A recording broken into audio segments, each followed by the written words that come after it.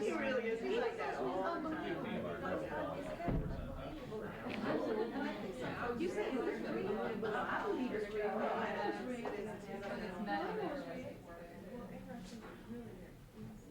He said, mother had 5 jobs to be at the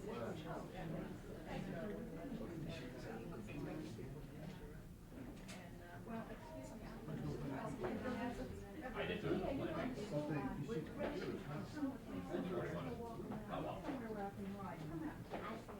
Excuse me.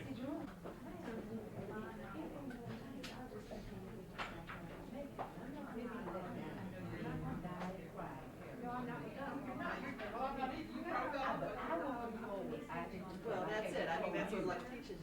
You do the best you can. You rest well.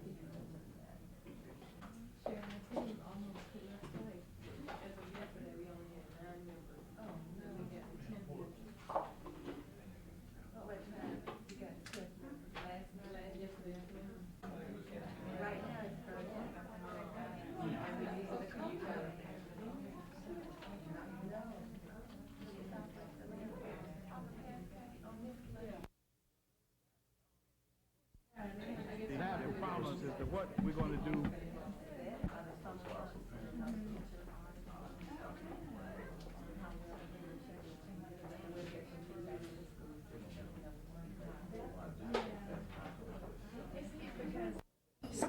Daisy had waited all day. What's your name? Stop. I'll show you the girls. Take another. She wanted to go shopping. He don't be on TV. You want to read the book? And the shade. He don't be. Fine. You can read some more? Hey, Finally, she said, I cannot wait anymore. I must buy food for dinner before the store closes. Then she put on her raincoat and her scarf. Okay?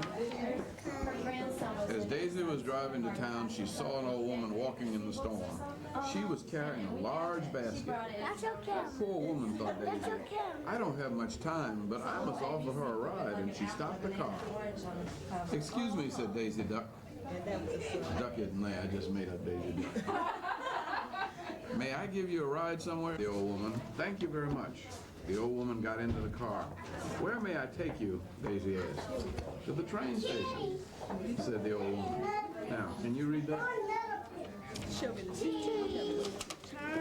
Train. Station. Station was on the other side of town. Daisy would be back late for Drove past the grocery store. A sign on the door said closed. Man, what's the sign? Sign for me. That's a sign. What sign? No, that's a sign. That's a sign, but she sighed. Okay. Why did you sigh? Asked the old woman. Now, how do you sigh? Sigh for me. Take my basket, said the old woman. It's full of food, but there's a box at the bottom which you must not open, and I will return from the box tomorrow when I return. Daisy gave the old woman her address and thanked her for the food. By the time Daisy got home, the three boys were very hungry. What's for dinner? What's for dinner? They asked. I do not know exactly, said Daisy, but whatever's in the basket. She told them what had happened. There was a basket. Okay, I'll try it again. everyone could come on around and we can get started.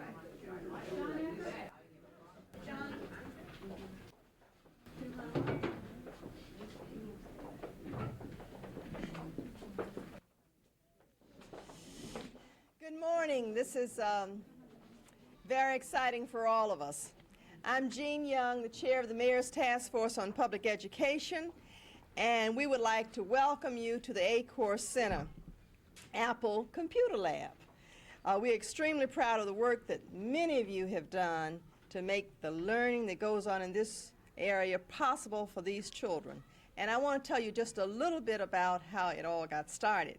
It was back in early 1988 that I received a phone call from some of the folk at Apple Computer, and knowing of our interest and commitment to education and most recently to preschool education, they asked about the possibility of finding a suitable location for a computer lab to help preschool children develop their writing and language skills.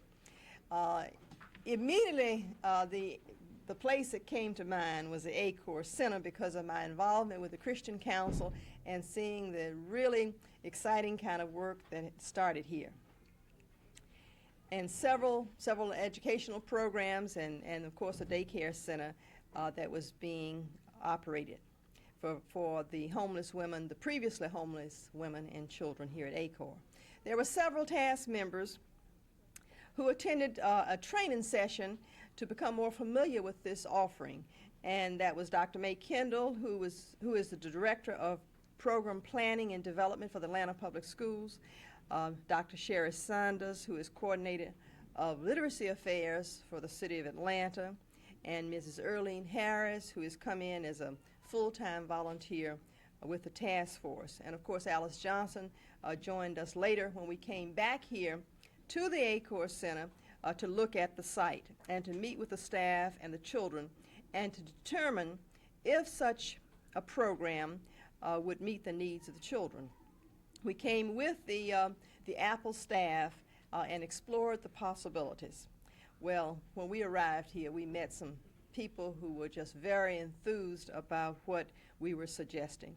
Not only were they enthusiastic, but we discovered a very highly trained and dedicated group of educators. And they saw these as being the right tools to help them to do what they wanted to do to help in the development of these children whose lives had been severely disrupted by homelessness. I'd like to introduce to you the people who make up that perfect match. And then we'd like to give you a chance to watch children and computers in action. First is Adair Caperton, who is the kindergarten through 12 education account representative for the southern region of Apple Computer Incorporation. Adair, would you like to say a few words about Apple's commitment to education and that donation to AARL? Adair. That's right. Forgive me. We mixed you up. Thank you very much, Jean. I'd like to say we're very honored to be partners with the Mayor's Task Force and with the dedicated staff here at AARL to really strive to make a difference in the lives of the children that are fortunate enough to be here at the AARL Center and for their mothers as well. We have had a very fascinating time with working with the students, working with the staff here, and I just have to testify here today. I don't think in my years in education, which are quite a few, that I've ever seen a more dedicated group of individuals as those that have been working with us as partners in this project. We have talked with Chio Asiandi, who's the Educational Services Coordinator and who's kind of been the driving force behind a lot that's going on in this room. And she gave me a great example yesterday. She said she spoke with a student here, a little boy that's probably maybe 6 or 7 years old, and asked how he liked living here at the AARL Center. And his answer was, "I love the computers." So I think that's an excellent example of the difference that this is making with the children here already in the very short time that the computers have been here. We see a lot of very exciting growth potential here in terms of right now this room is the daycare center, and children are going to be working in this room that are probably from the age of 3 or 4 up into school ages. We also they're going to be working with an after-school program so that children, when they return from school and come here, will also have access to the computers. And we're also talking about, in terms of growth, the potential with working with the adults here to help get them back into the world of work. So we have lots of very exciting potential here, and I think that it will happen because of the dedication of all involved. I'd like to introduce you to several other people that are here with us today from Apple Computer. I'm going to, in just a moment, turn the podium here over to John Eckert, and John is our Education Technologies Consultant for the Southeast area. Before being with Apple, John was involved daily with special education in the state of Georgia. And also with us today is Bob Smith, who is with Apple Computer in a very strong support role, working with schools in the state. I also have to mention another very special person to me that has been so helpful, and I think this is an excellent example of the commitment from the community as a whole. We have a second grade teacher here today from Atlanta Public Schools. Her name is Johnny Newman, and Johnny has taken time out of her busy schedule as a teacher, and I can tell you, I know she doesn't just spend those hours in the classroom with education. She's at it all day and night as well. But Johnny is donating her time to come and be working with the children here, to be always on call, to come here if I'm not available or if others are not available, and she will come in and save the day if that's a need. So I want to thank Johnny for her donation and her commitment as well. I want to just make one more statement about our company as a whole. Apple Computer has for 12 years had as our roots education, and the commitment that we as a company have made to education is growing daily.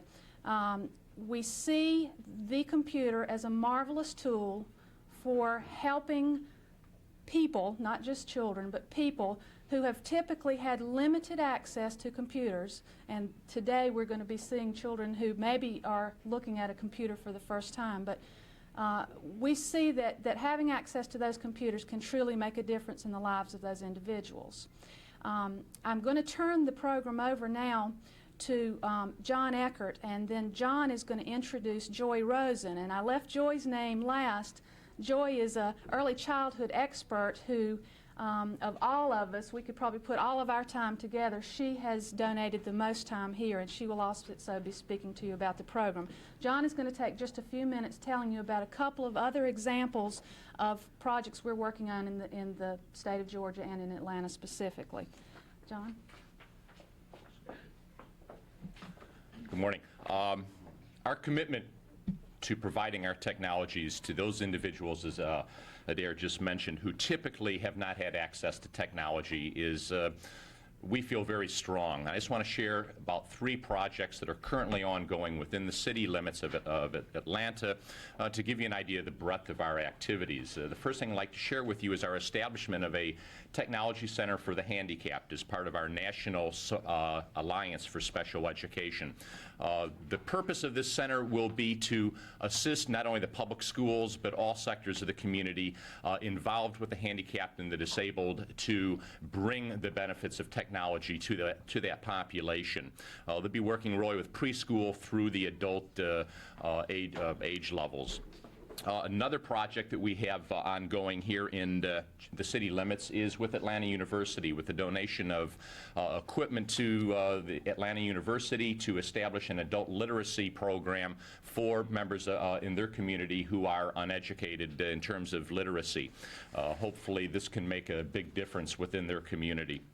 One last project I'll just share with you was our Stay in School, It's For You program to encourage students at Grady High School from dropping out and not continuing their education.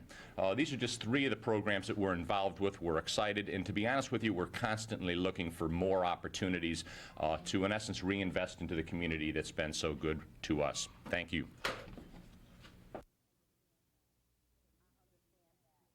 I understand that from young ladies that I get more money if I have more babies and I don't have a man, and that is the vernacular and the term in which they would brag about having 3 or 4 children. That doesn't make sense. I think we ought to build in. I think that we get the impression that everything is free if we give handouts. I think that we ought to build in to that system some sort of rewards that would allow people to get out of the system by way of education, by way of economic development, by way of not having any more children, not just repeating the cycle that we see all the time. I thank you for your attention. Thank you. Do we have any questions? Thank you very much. Our next speaker will be Dr. Jean Thomas from Georgia State University.